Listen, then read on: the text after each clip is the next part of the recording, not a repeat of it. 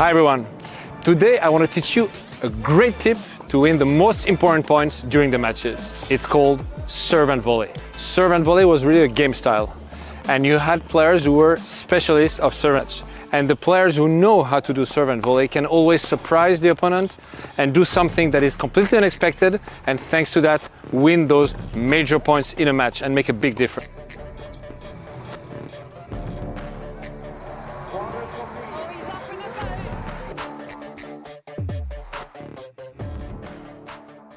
First question you have to ask yourself is, how is your serve? What kind of serve do you have? Do you have a really big serve where you make a lot of winners, or do you have a more average?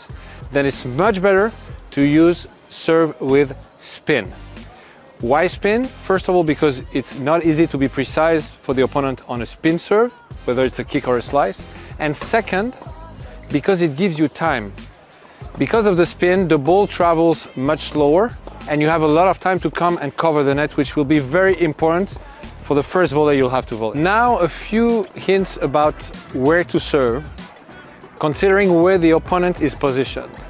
If the opponent is positioned very far from the baseline, for Daniil Medvedev, it's very efficient to serve and volley with a slice out wide or a kick out wide on the outside.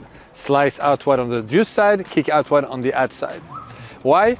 Because the fact that the opponent is far, he will have to make a lot of steps to get to the ball. He's going to be really far outside the baseline, and it's going to be very difficult for him to hit a good shot from there on both sides. So you'll have an easy second volley.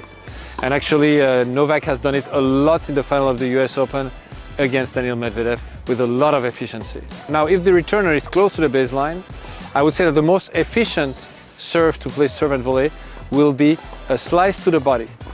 Because he's close, he won't have a lot of time to move around the ball, and it's going to be very uncomfortable to return, and then you probably will have a volley easy, what I mean by easy, hitting over the net.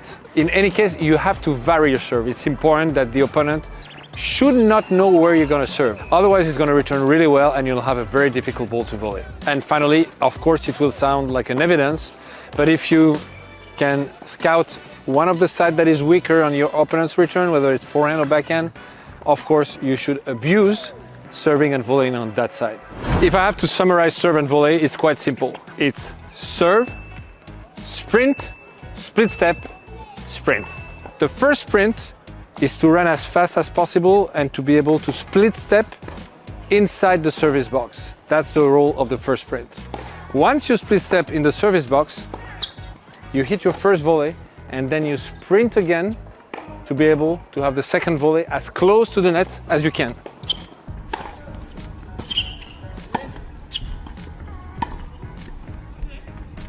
More to the left, more central, or more to the right.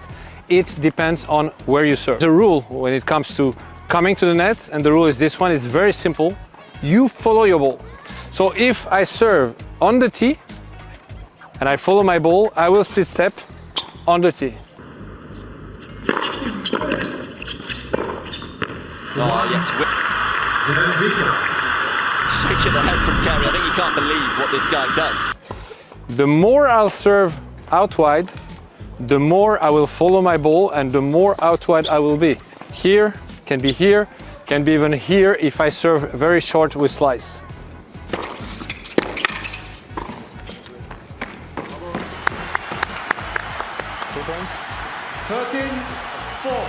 Exact same distance to the right and to the left to the best shot that your opponent is playing.